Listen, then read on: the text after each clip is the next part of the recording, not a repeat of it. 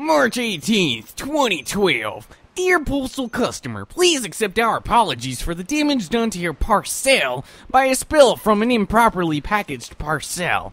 Before delivering your parcel to you, we cleaned and disinfected it. We determined that the spilled material is in fact liquor syrup, and your package is not contaminated. While we do everything possible to minimize the occurrences of damaged parcels, a great deal depends on proper packaging by the mailers. Postal customers are provided with the information and regulations necessary for them to properly send biological samples, chemicals, and other liquids through the mail. We still occasionally have a parcel break open that does not have adequate packaging. Regrettably, all we can do at this point is apologize. Yours sincerely, the Postman. Welcome back, ladies and gentlemen, for Twilight Princess. This is my first episode in like a month, man. I'm not even kidding you. Like, seriously, today is March 21st. And that means that the last time I recorded this was February, I think, 27th or 17th or something like that. It had something to do with 7, but it's been almost a month, and I apologize for that. I've had a lot of other projects having to deal with other systems and stuff. I don't really want to plug in my Wii in order to practice for this, because this next area is kind of long, but anyway, we're going to be badass and return the Master Sword where it is, because we don't need it anymore, unfortunately. So with that, wait a second, just kidding. It moved a statue? Well, that was really random. So with that being said and done, we're going to head back to that mysterious door that just happened to have been there. We just missed it the first time. So we're going to run over there, la-di-da. Now, there's a couple of things that I forgot to do, and that's why I didn't end that episode here. And while I could have probably done those at that episode, I wanted that recording session, episode 51 and 52, to be one episode that unfortunately would have made it too long. So I just head over here, and oh my god, hey! I was inspecting the beautifully created Triforce on the ground. So here we get a nice little teleporting place with the Shadow Beast being shot out of the sky. So what we're going to want to do is kill these guys. There's 5 of them, which kind of sucks. And the way they're set up, you want to kill these guys first, and there's keys. And kill, okay. Yeah, okay, fine. We get it. You like these. Yeah! How you like me now, bitches? Alright, oh, I forgot how to punch. Okay, there. Alright, I guess we can kill this dude. You guys stay away. Alright, now those two, the 3 that drop down at us in the center are always going to be in the center, but these ones that are far away are really annoying to take care of. So you want to get these guys together, and there we go. We got them all pretty easily. Yes, the underskirts shot of Link. That is how we do it, you guys. That is how we do it. Did we get hit there? Because if you notice, if I did get hit by that key, so it would have just taken a chunk off of our health. Now that that's done, you guys, we're actually going to transform, or we're actually going to go ahead and warp to Snow Peak once again. We're not going to go snowboarding. We're not going to go do anything else of that nature, but there's something I missed here the first time we were here, and I was so preoccupied with beating Yetta in that spectacular display of amazing maneuvering. Did you guys see that at the very end? How, like, I was directly in front of her and she actually pushed me into the finish line. That was awesome. You gotta admit, that was a pretty clear win. And as you can tell, the first time, if I didn't mess up that first time, then I would have gotten there faster. However, that second run, she actually beat us. She would have beaten us there, which is, again, with the inconsistency of the game. So we're going to run down here and go back through this area. You could go the other way around if you so desire, but we're not going to because I don't feel like doing that right now. And what we're going to want to do is head down here, and you'll remember this ice that was here, and apparently I forgot it, so we break that open, and then once again, we're going to... Alright, can we turn the... Okay, please? What the... I can't... Okay, that was weird. I couldn't do anything. Oh my god, and there's a Poe there. Ow! So as you can tell, I just took a chunk off of health there. So we're going to go ahead and transform into a wolf in order to kill this next Poe. And there's also another one I missed. It's in the Sacred Grove, but it has to be nighttime to get it. So by the time we get there, hopefully it will be, although I doubt it. So I might just have to play the waiting game. So you got the Poe, so collect one from each Poe you defeat. Very nice. So with that being said and done, actually... We're going to go ahead and dig in. I think there's 20 rupees in here, actually, which might not be... that's not 20 rupees. This isn't 20 rupees. It's oh my god, it's pumpkin seeds. Where did those come from? Whatever, we're going to go ahead and... Alright, whatever. We'll just say screw it, and we'll just go ahead and head up here. And I'll probably just... let's go ahead and light it up, because we'll be able to make it, baby. And with that, we made a treasure chest up here. And you want to probably collect this because...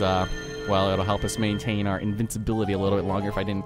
That was an actual post letter I received in the mail. I ordered a package online, and I literally did get a package soaked in liquor syrup. I'm not even kidding you. And that was because they didn't do it correctly. They didn't package their shit correctly, so I had to pay for it. But fortunately, the thing I ordered was not... it wasn't damaged, so that was pretty good, I guess. And that might actually be a future LP. I'm not sure yet, but... Because I'm not sure how it's gonna. Hey, puppy guard! How'd you know I was gonna be your asshole? Alright, well, anyway, now we're gonna head off to Castletown, I suppose. So let's go ahead and warp over to Castletown, shall we? Because Castletown is where we're at. And when we head over here, we're not gonna want to head to Castletown, actually. That was a lie. I'll meet you guys back at the Sacred Grove, alright? Okay, here we are back at the Sacred Grove, and honestly I probably should have done this before going back to Snow Peak, but whatever. We're gonna head back up here, and there's actually gonna be something for us in that room that we're gonna get. That's actually where the next temple is, if you guys couldn't have already guessed, and we're gonna have to go and proceed through that area in order to get through such areas. So we're actually gonna step on through the door and experience the greatness that lies within. And oh god, what is this? This is such a weird sensation, man. Oh, whoa, whoa, whoa, whoa!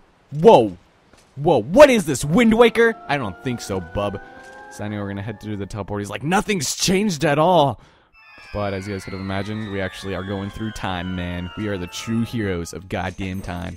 So what we're actually gonna wanna do is head over here to the left side, and there's actually going to be the last thing here, which is really surprising considering everything else. And okay, I think hold on. Oh, my work is calling! I don't wanna...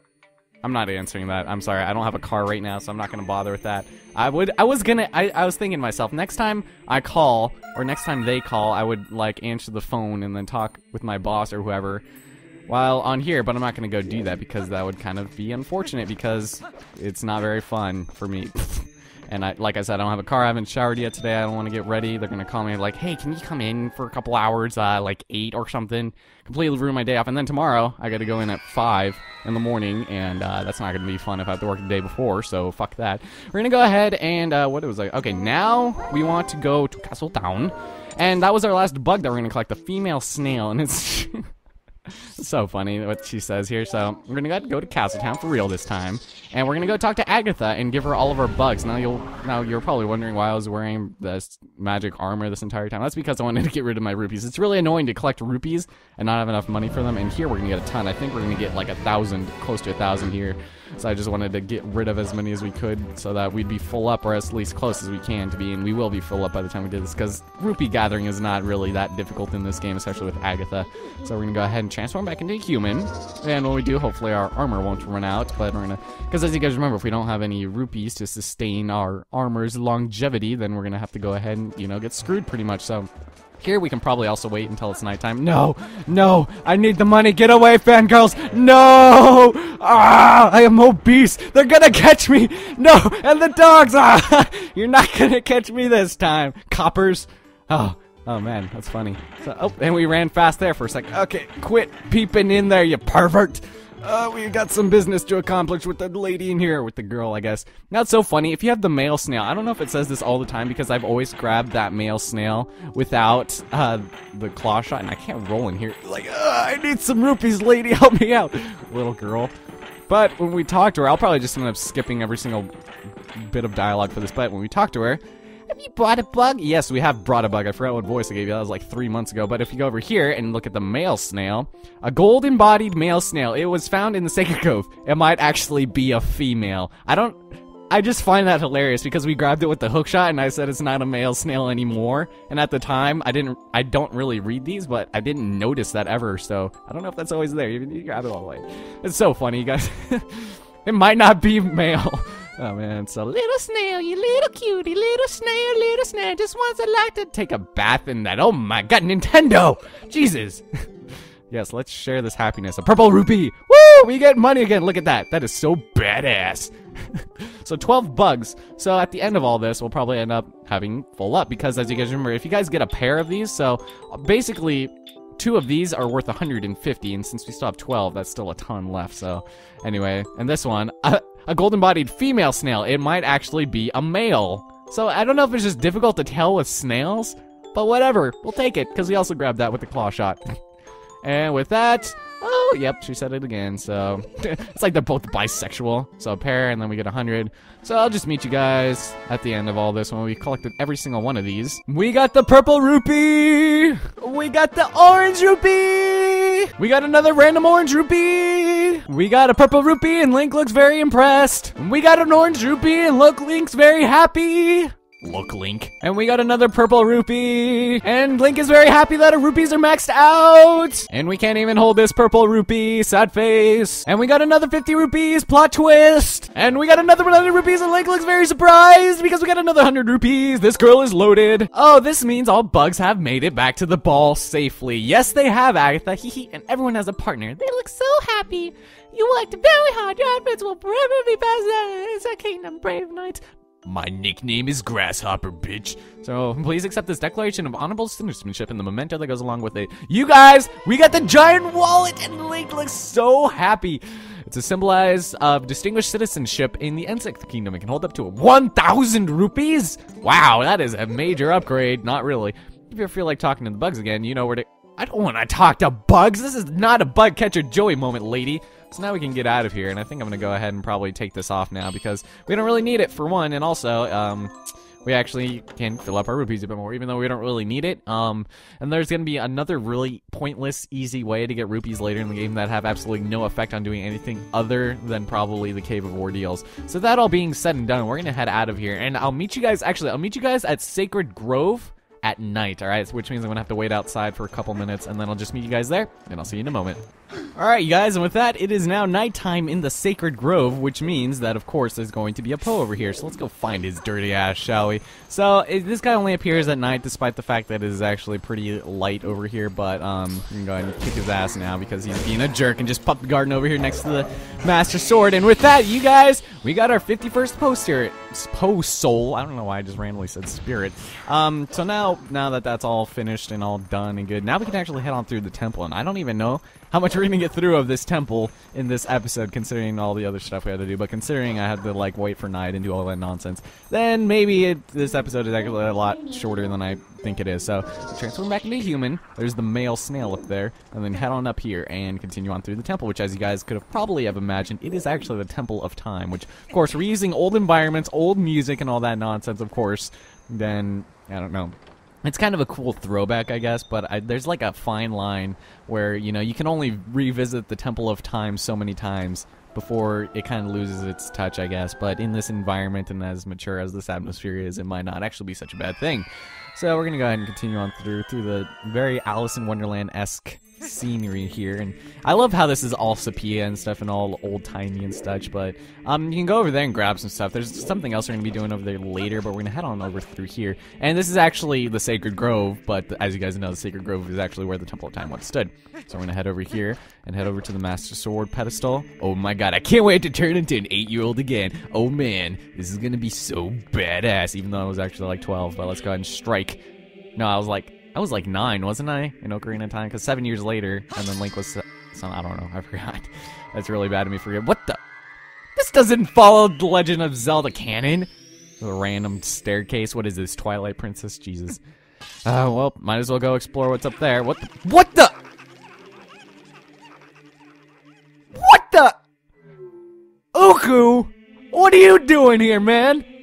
Oh, that asshole. Oh, man. These guys totally just Bugs Bunnied us. Let's get their asses. And over here, as you can imagine, head inside the actual real Temple of Time. Because apparently, what was introduced to us as the Temple of Time in Ocarina of Time was not actually the Temple of Time. This is the true Temple of Time, of course. It's like that to go off and switch all this stuff. Did you guys hear about the stupid Mass Effect 3 ending shit? Like, I just literally received that in the mail today, and that's what was, that's what got covered in the liquor syrup. And, it's like, I don't even know. Everyone wants the ending to change, and I can't imagine why or how a game could so strongly affect such a large fan base to actually pressure the game developer, aka BioWare, to change the ending. And I think that's bullshit. I haven't played it yet, which might have been kind of an explanation for that. I don't understand their feelings, but still. All right, so shall we get started? This area is actually very simple. All right, the concept is ridiculously simple. So we're gonna head over here, and this is the most insane logic I've ever seen. Ellison, don't you think there's something odd about that statue? Well, maybe. In the grove and in the temple entry, there were always matching ones on each side, but there's only one here. Why don't you use your senses to take a look around? Oh, fine.